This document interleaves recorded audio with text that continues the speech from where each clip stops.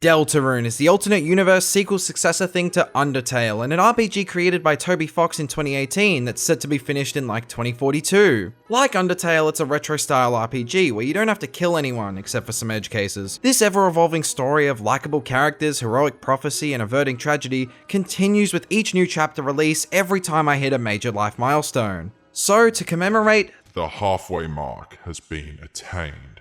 With the release of chapters 3 and 4, I thought I'd rank all the bosses so far, weighing up attacks, boss stats, player input, story context, character, and the soundtrack. There's just one problem. What the f counts as a boss in this game? Obviously main and shadow crystal bosses count, some clearer mini bosses too, but the water cooler has its own theme, but it's not a unique encounter. Shudder first acts like a mini boss, then becomes a weaker enemy. Werewire is a forced unique story encounter that shows up right at Queen's doorstep, but then there are two in the optional party dojo. So with 40 entries and some I'll definitely just skim over, I've decided to just include damn near anything that could be considered a boss. Well, f me. C round counts because it's a unique enemy. He does not attack you. Ralsei wants to teach Susie how to act and treat enemies kindly to then spare or pacify them. Susie, of course, tries to hit it with an axe so it runs away. This is perfect for the story, a waste of time for this list. Let's get to my least favorite actual boss in this game. I detest the mic battle. I don't care that it's a mic fight. I don't want to clap or yell, possibly late at night, in short bursts to control how far my soul moves along this path. Micro adjustments are impossible. You will never hit that mid spot or be able to hold it for long because most people aren't professional singers with that kind of voice control. Luckily it's optional and you can remap the microphone to something else, but only before the fight when you have no idea what to expect. And even then, the button input is still very sensitive. The fight has a humorous little plot as Toby pokes fun at the fandom, but there's a much better version of this fight later on the list where that isn't overshadowed by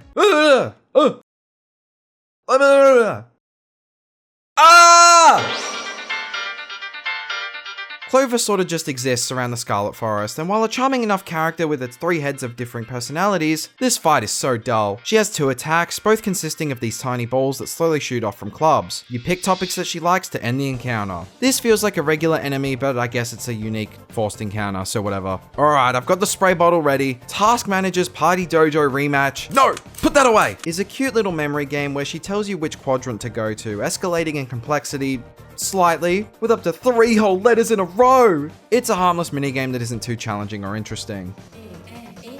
Sweet Cap and Cakes have such fun designs and are supposedly rebels against the Queen, but they barely do anything. They have one attack that's kinda long, but are really made to introduce the S and R action, learning to target separate enemies with the whole party. I'm just baffled as to why there wasn't a more substantial rematch. Oh well, at least KK is a CD player. I love this squishy little spade boy and his stupid bicycle that makes motorbike noises. Lance is a great first battle for Deltarune, but he is just that. You dodge very simple attacks before he leaves to refuel his bicycle. It sets up our main antagonist for the chapter, and Susie attacking things on a cooldown, a major problem to solve later, and that's about all it needs to do before the player's seen the tutorial. A decent hook. And now to jump ahead almost to the furthest point possible as of 2025 with the Titan spawn encounter. Basically another tutorial fight, the Pride of D tier. I guess this unique encounter has its own theme, but it really serves to set up the Titan and your soul's means of defeating it with light. Strafing as close to the attacks as possible without getting hit is a fitting evolution of the tension point system rewarding you for the same thing, now required to defeat these dark element attacks. It's a fine precursor to the Titan in a tense build up, but it's got one attack.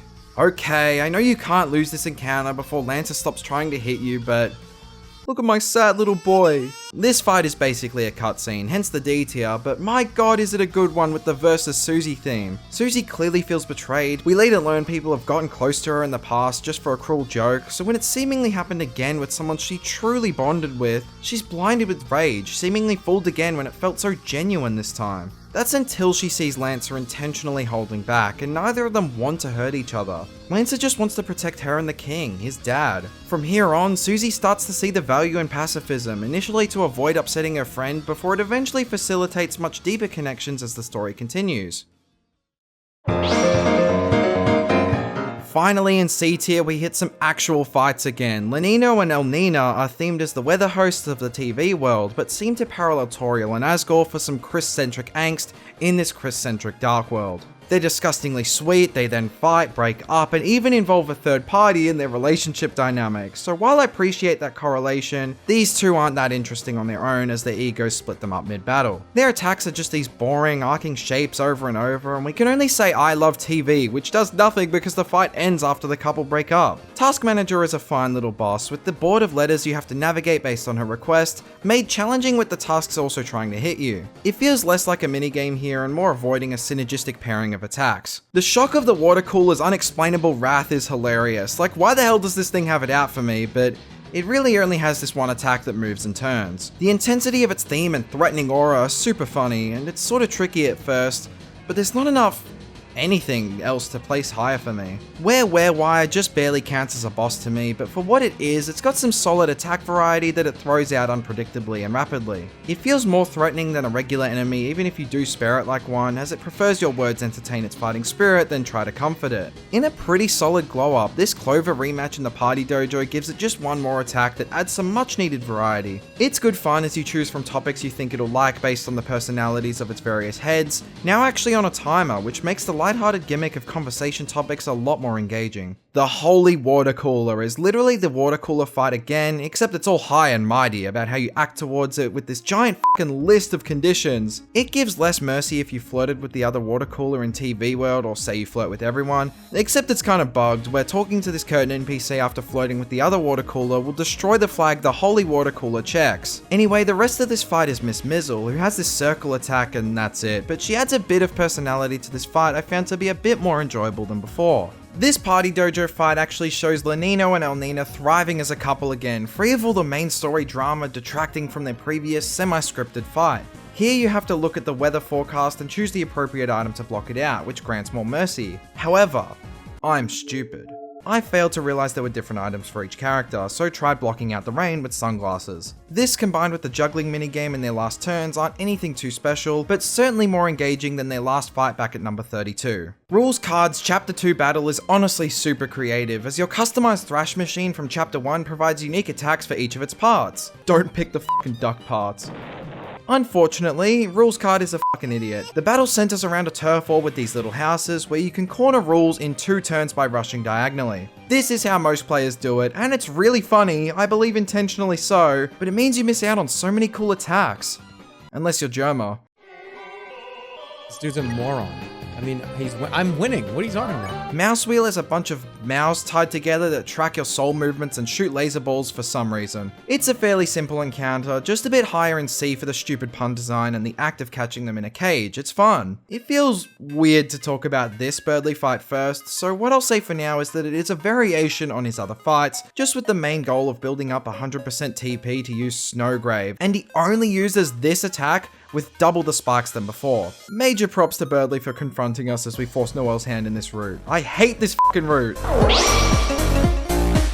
For B tier now, we have a solid lineup of bosses with no real drawbacks, the first of which is Giga Queen, with a completely different style of combat as it imitates Punch-Out. The chapter's build-up pays off all the arcade machine segments, and Queen has quite a few attacks that necessitate varied timing of punches and dodges, but the fact that's all we can really do makes it restricting and repetitive despite the boss's moves. Alright, this is the true form of C round, as it gains a crown and becomes K round, with a slight color change on its sprite for some reason. This is so annoying to me, why does it do this? As the first real mini-boss of the game, it challenges both Susie and the player if they're inclined to attack the boss, as attacks raise its strength and it completely outheals the damage. You have to act in this fight and make it bow like a crazy person, showing the tactical value in pacifism that Susie ignores. This is a lot more interesting looking back as we see just how many walls Susie had up at this point, choosing violence as it was the only thing that she was allowed to be good at, the box she was put in. Chapter 1 Ralsei of course lacks the nuanced perspective he later gains towards Susie's brand of heroism. It's a great moment where both extremes collide and from here on begin to rub off on each other positively. But for now, Ralsei calls Susie a bad hero and Susie, forced back into that box,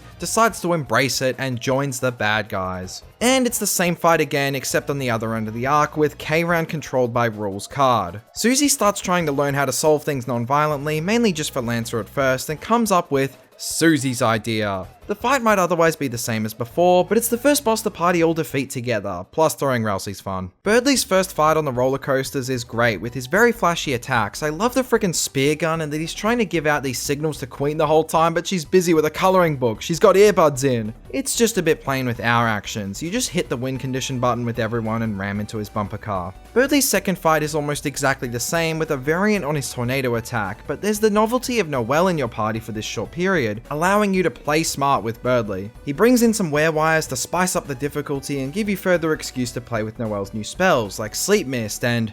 No, we already did that one, and I cheated that save file just for the footage, which is now deleted, but just in case I threw the hard drive into the ocean, I do not want the weird rat on my file. Oh god, please Toby, it was just for the video, I swear!